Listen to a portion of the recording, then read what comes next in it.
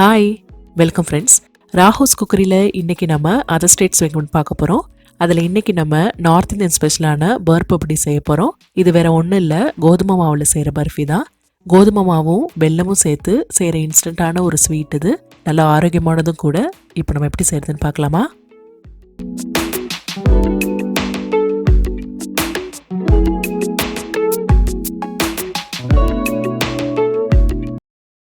இந்த ரெசிபி பண்ணுறதுக்கு நம்மளுக்கு 3 இன்க்ரீடியன்ட் தான் தேவைப்படும். 1 கப்பு கோதுமை மாவு, முடிஞ்சால் சலிச்சிட்டு சேருங்க, எந்த கட்டி இல்லாதபடி. 3/4 கப்பு வெல்லம் நல்லா பொடி பண்ணி சேர்த்துக்கோங்க. உங்கள் இனிப்பு அளவை பொறுத்து நீங்கள் வெல்லம் சேர்த்துக்கோங்க. 1/4லேருந்து 1/2 கப்பு நெய் தேவைப்படும். நான் 1/4 கப்புக்கு கொஞ்சம் அதிகமாக எடுத்துருக்கேன். முதல்ல பேனில் நெய் சேர்த்துக்கோங்க. நெய் உருகுனதும் இதில் நம்ம கோதுமை மாவை சேர்த்துப்போம். கொஞ்சம் கொஞ்சமாக சேர்த்து நெய்யோடு நல்லா கலந்துக்கோங்க.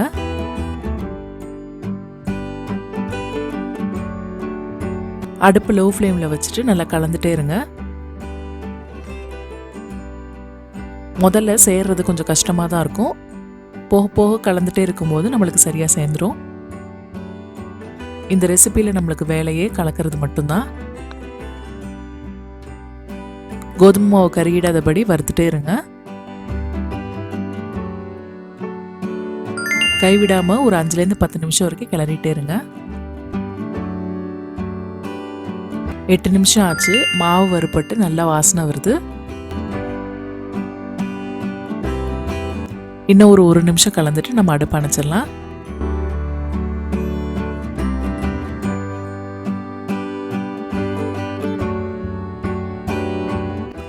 கடைசி அதில் வாசனைக்காக கொஞ்சம் நுணுக்குன ஏலக்காய் சேர்த்துக்கிறேன்.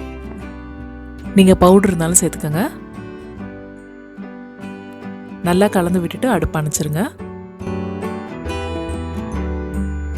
அடுப்புலேருந்து பாத்திரத்தை இறக்கி வச்சுருவோம்.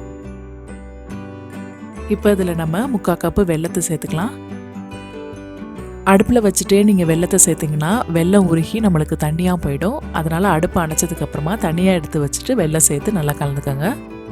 வெல்லத்தை மிக்சியில் நல்லா பவுட்ரு பண்ணிவிட்டு நீங்கள் இதில் சேர்த்துக்கலாம். எந்த கட்டியும் இல்லாதபடி நல்லா ஸ்பூனால் அமுக்கி விட்டு ஒன்று சேர்த்துக்கோங்க. எல்லாம் ஒன்று சேர நல்லா கலந்தாச்சு. இப்போ இதை நம்ம பீஸ் போட்டுடலாம்.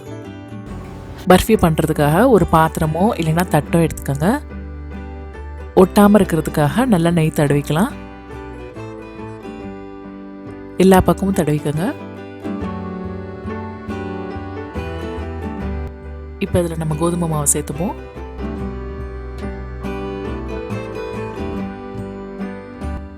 சேர்த்துட்டு ஸ்பூனை வச்சு நல்லா அமுக்கி விடுங்க.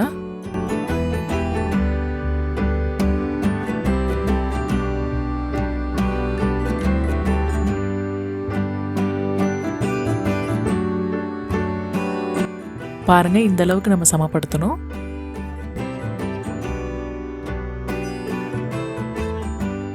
பர்ஃபி அலங்கரிக்கிறதுக்காக மேலே கொஞ்சம் துருவின பாதாம் சேர்த்துக்கிறேன். நீங்கள் பாதாமுக்கு பதிலாக முந்திரியும் சேர்த்துக்கலாம். இதே மாவோட நல்லா சேரும்படி அமுக்கி விட்டுருங்க.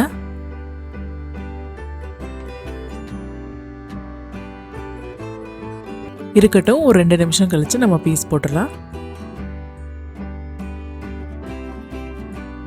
ஒரு பீஸா கட்டுறோ இல்லைனா கத்தியோ வச்சு மெதுவாக பீஸ் போட்டுக்கோங்க.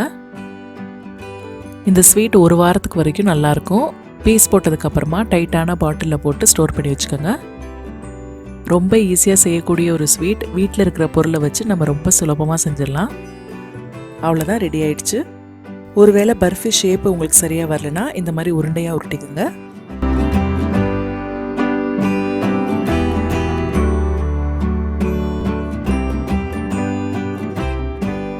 ஆஹா, நம்ம கோதுமை பர்ஃபியான gur papdi ரொம்ப சூப்பராக ரெடி ஆயிடுச்சு. இதை குழந்தைங்கள்லேருந்து பெரியவங்க வரைக்கும் எல்லாருமே விரும்பி சாப்பிடுவாங்க. ஃப்ரெண்ட்ஸ், நீங்களும் இதை கண்டிப்பாக செஞ்சு பார்த்துட்டு சொல்லுங்கள், சமைச்ச சத்துங்க. See you soon. Bye.